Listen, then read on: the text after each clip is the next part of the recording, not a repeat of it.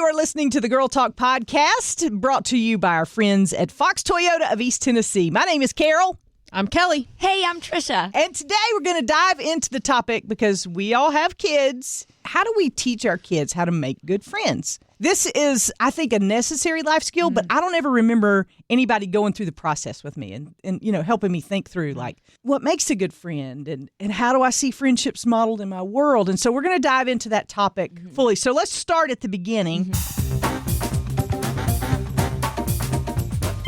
And I think a good place to start is to look at our own friendships and think about how we're modeling good, healthy friendships for our kids. Like, what do they see from our friendships?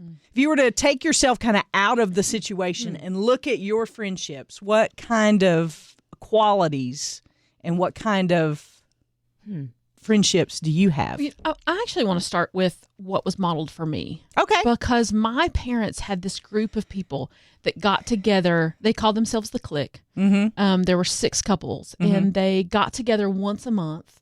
They've been doing it now for 45 years. Wow. Are you serious? Actually, longer than that. Probably 47 or 48 years. Yeah. In fact, the funeral I went to yesterday was the first of that group of people to pass away. Oh, yeah. A hard day. But that group of people have been the rocks for my parents. Wow. My parents have said multiple times, we are still married because all of us are still married because we had each other to help us walk through life together. Do you know that is so very interesting that you mentioned that, because now that I think of it, I was just thinking of my kid and her friends and how I've modeled that for her. But now that you say that, as I look back on my life, my parents had a group of friends that traveled with them throughout life, that raised kids together, that, you know, and I remember at one point in my life looking at them and thinking, I wonder if I'll have people who are in my life for that long. Yeah. Because now friendship seems to be dispensable. You know, you just find, if you disagree on something. Transfer. Yeah. And really, these people have traveled, raised kids together, gone through a lot of difficulty together, illnesses. I mean, lots of things. And so now that you say that, that's interesting because I'd never thought of that before you mentioned that. And you might be able to say the same thing about your parents. I remember their close friends. Like, they didn't have any major groups like you're talking about, but I do remember their close friends. Yeah. And their close friends became my close friends. Their kids became my close friends. Right. And to this day, like, actually, I'm leaving on a girls' trip this weekend with one of the girls who was some of my parents' best friend's daughter, and we've been friends since we were basically 2 years old. Yeah, and so that's a wonderful thing, and I do talk about that with my kids. When you brought up the subject of our kids' friendships, I just keep thinking it was so easy when they were younger because we could set up play dates with the people that we love, and we knew the parents, and we knew the environment, and we knew what was going to happen. But as my kids are getting older, I realize I don't have that. I don't know who their friends are because they're branching out and they're doing different things, and I have literally no control over that now. Right. And that's why I think, you know, especially in the stage of life that we're in, I think it's important to have those conversations about what makes good friends. Now, in terms of full disclosure, these have been more around a boy in our household, you know, like what's important to you, you know, when you think about somebody who, because, you know, kids these days talk about dating. They see each other at school. That is not dating. Going together. Going That's together. What we always talked about. Yeah. And my dad used to say, "Where are you going?" You know, I was like, I don't know, nowhere. But I think that applies to friendships as well. To have the conversation of thinking through, like, what think about the friends that you have. What makes a good friend? We had this conversation recently. We had some time in the car, and I said, "What do you think makes a good friend?" And to hear her perspective on that, that's a 14-year-old perspective, was interesting. And I said, well, what do you want to be as a friend? And she started listing off those qualities, and we started, you know, kind of comparing the two. And then we did the opposite thing. I said, what makes a bad friend? And we started going through those things to just try to get her to help think through the process, because I don't ever remember having that conversation. Well, I applaud you for asking the question. Me too. Because I think that's something we should all do, is ask our children so that they are thinking about it for themselves. Yeah. And then they can start to look around at the world around them and say, oh, I see you have good friends. Let me Yeah. figure that out. Well, do you know what really kind of holistically changed my idea of parenting was a friend of mine. I was trying to teach Ella how to roller skate. I cannot roller skate. So, number one, who am I to be teaching her how to roller skate? But I realized in that process that I wasn't really trying to teach her how to roller skate. I was teaching her how to fall. Oh, yeah. And I think our job as parents is to teach kids when they fall that they can get back up and brush themselves off and try again, because they're not going to make good choices every single time. And I've really struggled with that in my parenting, because I want her to make good decisions all the time. Well, that just doesn't happen. We are sinful people in a sinful culture, and we're going to make bad decisions. But I feel like on the other side of that, I can say, okay, let's think about this and let's talk about it in a way that helps you to learn from it and kind of apply those things in other situations, so that you next time, maybe you don't make the totally right decision, but you make a better decision. And that's something that I feel like, because I'm a good question asker, but I'm not always ready for her responses, because her responses and my responses obviously are different. But I think asking questions is a good way to get kids talking, because they feel like they're involved in the conversation. Especially the kind of questions that they don't have to answer, the ones that they can reflect on. Yeah, and I think that's important. I think girls and boys are different. Oh, Y'all yeah. both have boys. I have a girl, and I was tickled because in a couple of different situations we have rides worked out, where I take girls home. And we had a situation the other day where I had to pick up one of the gals earlier than I had to pick up Ella. So it was just me and her friend in the car. And I was taking her home, and she just like for 10 minutes sat in the car in the driveway at her house just talking to me. And I was like, beautiful. This is I loved it. I loved every minute of it. And I texted her mom afterwards, and I was like, I love your kids so much, because when I pick them up from school every day, I'm like, how was your day? Tell me something about it. What was it you really enjoyed today? And we asked those questions and get those conversations started. And she, of course, was talking about a boy. But I was so glad that she was talking to me about him, because I was like, I want to meet him. She was like, well, you're like my second mama, so I'm going to introduce you. And hearing those conversations and having those conversations with kids is so helpful, because I want to be a parent that kids will come to. Yeah. I guess I'm just going to say I'm jelly. Okay. I'm jelly. My boys, especially my oldest, will not talk, and I don't know what to do. I was like, I'm going to ground you if you don't tell me about your day. That didn't work well. Yeah. But I can't get them to talk, and I'm struggling with that, because I want to be the kind of parent who is invited in on some level, and I feel like I don't know how to dig in there. He's a teenager. He's sullen. Yeah. And I want to dig in there, and I don't know how. Every day is not like in that. Boys and girls. Yeah, Well, I will say that. But we do this thing, and I'll probably get in trouble for saying this on our podcast, but this is what we do. I when they get in the car, I'm like, okay, happy and crappy. What was the happiest moment of your day? What was the crappiest moment of your day? And I do that, and somehow they tell me. Some days they'll say, oh, it's fine. I mean, nothing really,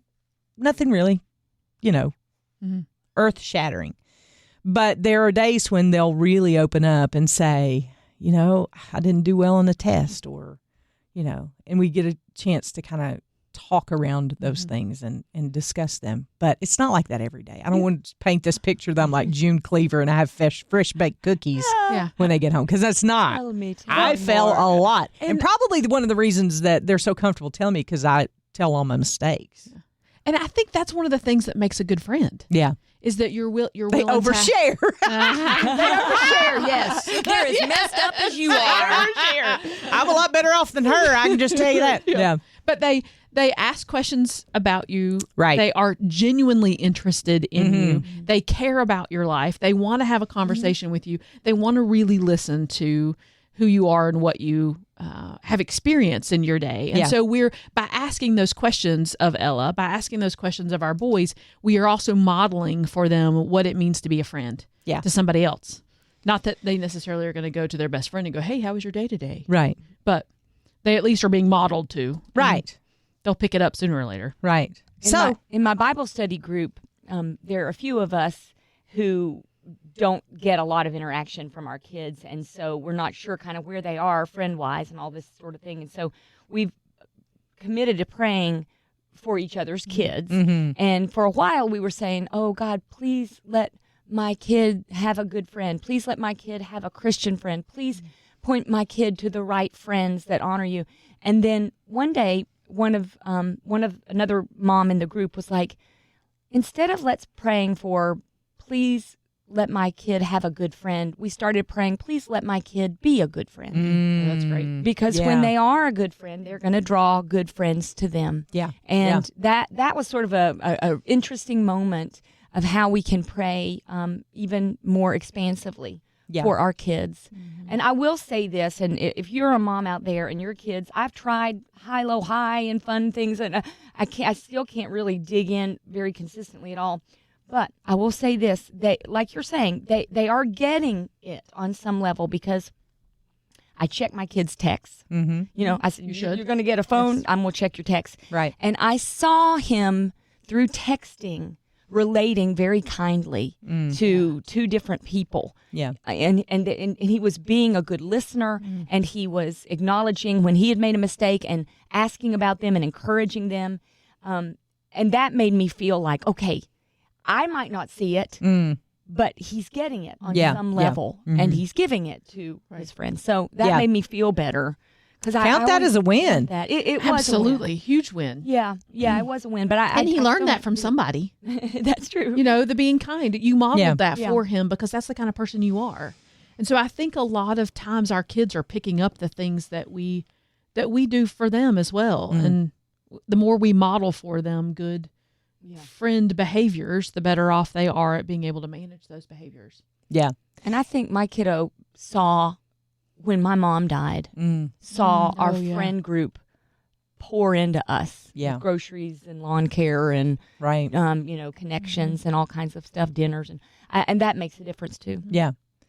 So, what do you do when you see your kid engaging in a unhealthy friendship? I don't want to say bad, because, I think the teenage years, I mean, like, oh my word, you're just learning how to do all this stuff, and it's all, your hormones are going crazy, and there's a lot of stuff going on. And so I think the first, honestly, reaction for most moms is to flip out and think, oh no, the worst scenario for whatever this bad situation or unhealthy friendship, or a kid that may, not be who you want your children to hang out with. But I've also tried to have conversations around, God loves them too, and not kind of build into her there are better than and less than, like, categorize people, because I think that Write people off. Yeah.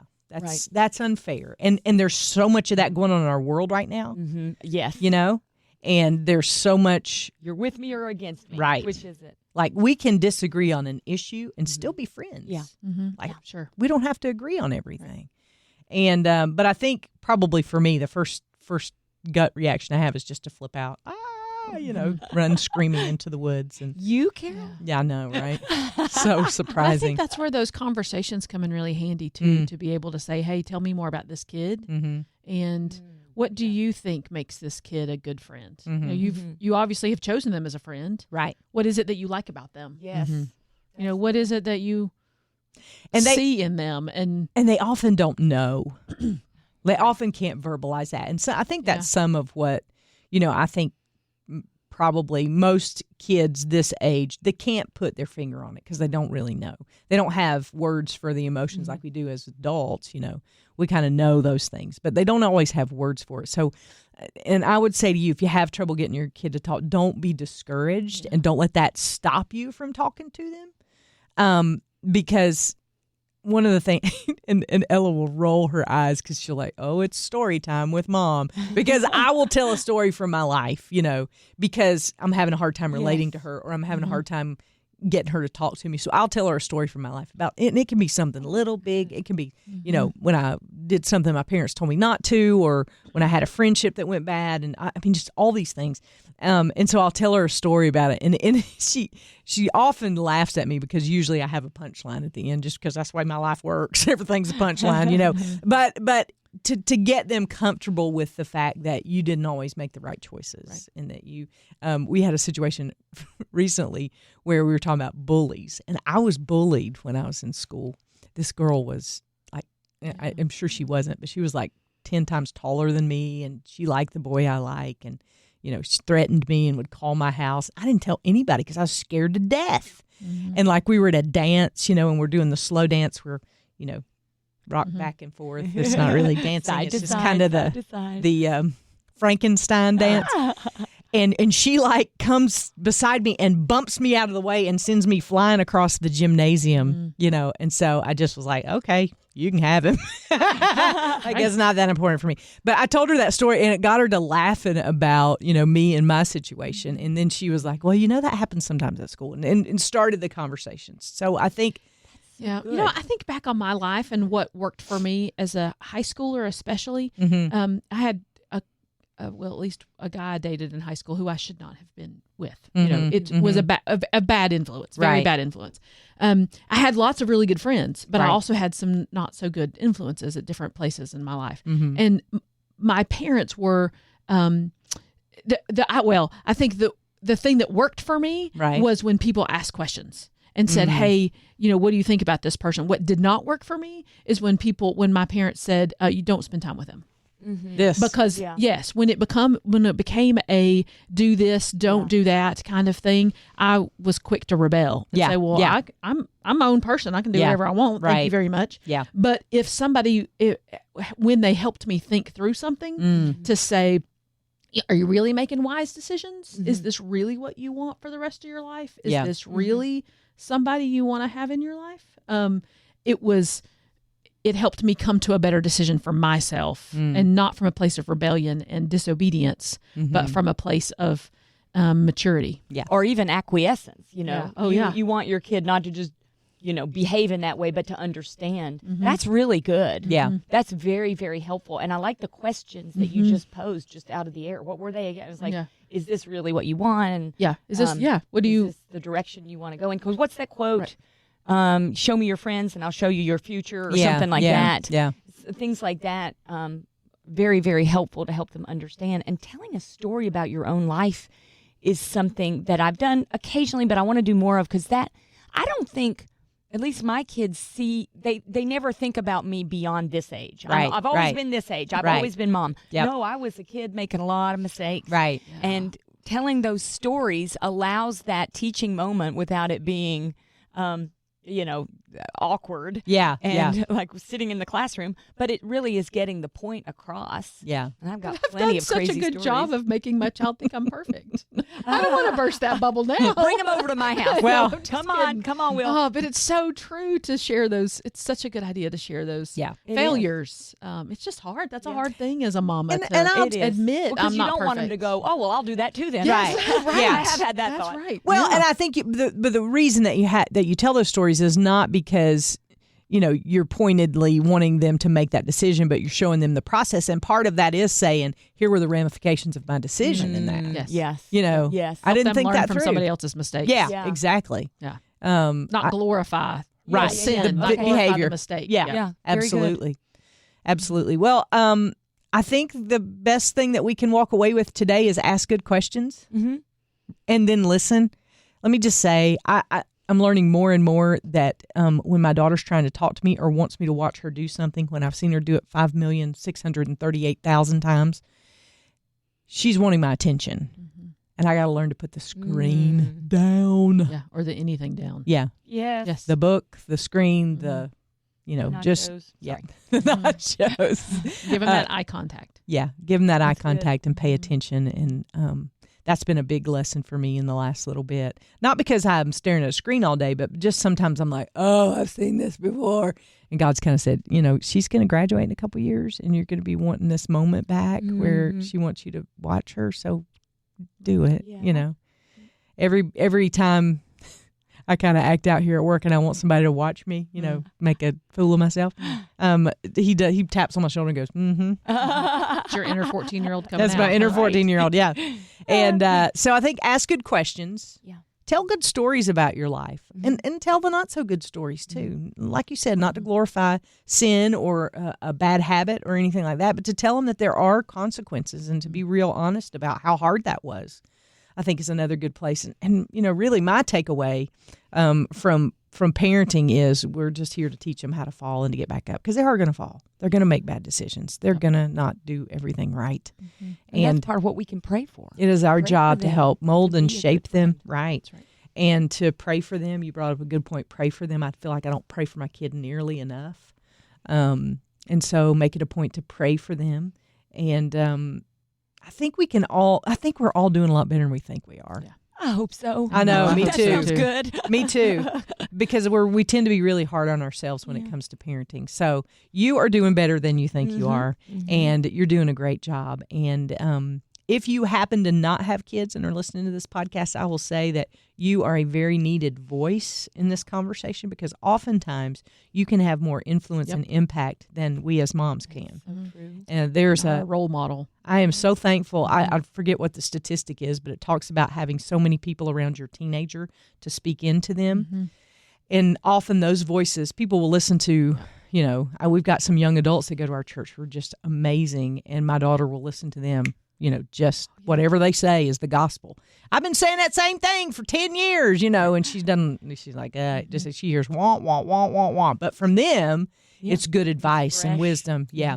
And so if you are not a mom and you speak into the lives of teens or younger children, know that you probably have the greatest opportunity for impact in that situation as well.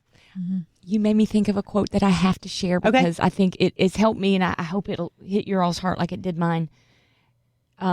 You can never fail if you don't quit. So stay in there. Stay in the fight. Trying to, for me, dig into the getting your kids to talk to you, or continue to love them and model for them and point up for them and ask them the right questions and all those things. But you can never fail if you don't quit. Great place.